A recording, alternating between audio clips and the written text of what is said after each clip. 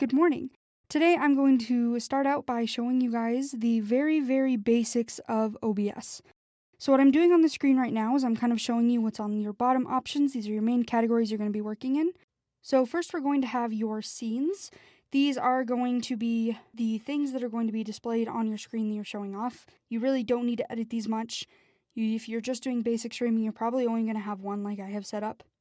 The next thing that you're going to move into is sources. That's going to be what's shown in this black area. The next thing you're going to show is your audio mixer. That's going to be obviously the adjustments for audio, what's coming through your mic, etc. You can adjust settings in there, add filters, etc. Next, we're going to go to scene transitions. We're not really going to be using this much because, again, you probably are only going to have one scene. Next is you're going to have all of your basic, like start streaming, start recording, all that kind of options that you're going to do once you actually have your OBS set up, but we're going to focus on those later. Up at the top, you're going to have stuff like file, edit, kind of like your bigger stuff, how to access your settings, how to transform your image, etc. So we're not going to really be messing with these much. These are going to be later tutorials that you may want to really fine-tune, like your streaming settings later. We're not really going to focus on these much right now. So the first thing that we're going to really get in to start you out is going to be to create a scene. I've already done that. If you start it up, it'll just ask you to name it, etc. The next thing you're going to want to go in to do is create one of your inputs, which are going to be your things that are going to show up on the screen. We're going to go ahead and pick a display capture for now because that'll be the best. If you're doing a game capture, that's for when you're going to specifically be recording a game that you have open. We're not going to focus on that either. We're going to go ahead and select that display capture so that we can start displaying our other screen. It's going to ask you to name it. We're just going to name it Snake because that happens to be what's on our screen today. And then we're going to go ahead and leave those automatic settings at automatic. We don't really want to mess with them. We're going to get the correct display option. We're not going to want to record what OBS is currently on. Then you're going to press OK, and then it's going to pop up your display capture on your screen. You can adjust this, you can size it up, you can size it down, etc. We're going to size it so that Snake's a little bit bigger on the screen. You have more fine-tuning options as you get into it of how to transform, move stuff around. If you want multiple of these scenes or sources on here, you can. We're not going to be focusing on that.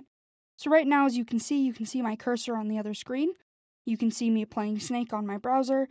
Just a very basic streaming platform. In there, in that box, is what you're going to be showing when you hit start streaming or start recording.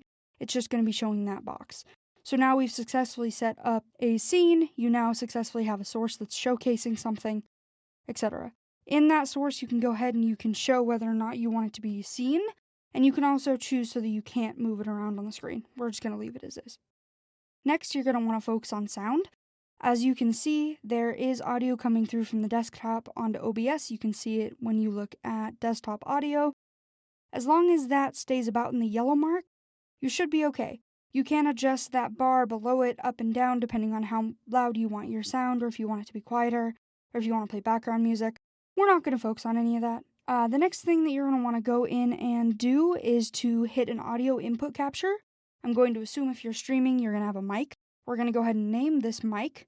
And then we're going to go ahead and we're going to find a device. Now, I don't have any devices connected right now. However, if I had a mic or a Bluetooth device, that's where you would find it.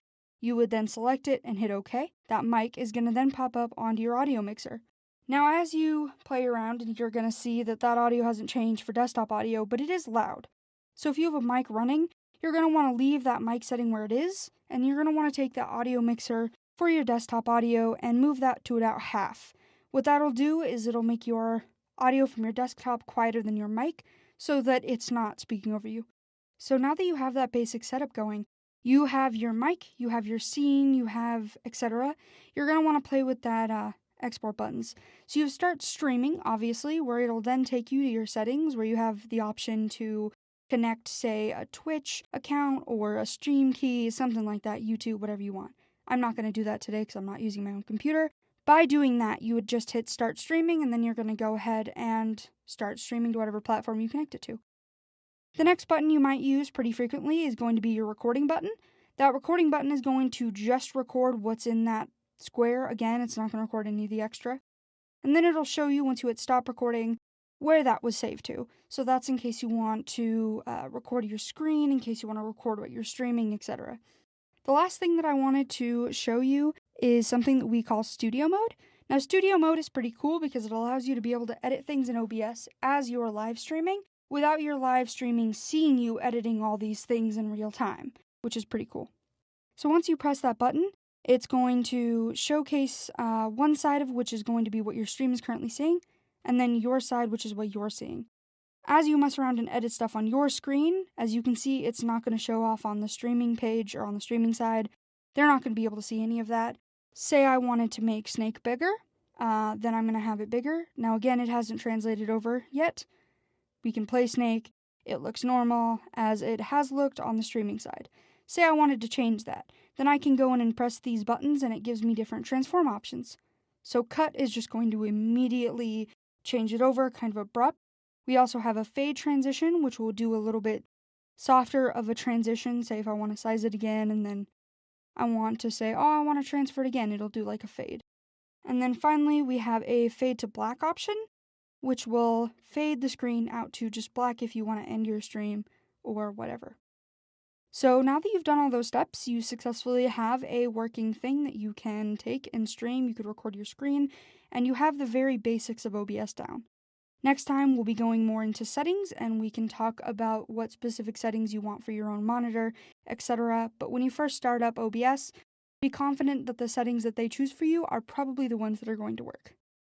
Thank you for watching, like and subscribe, and good luck streaming!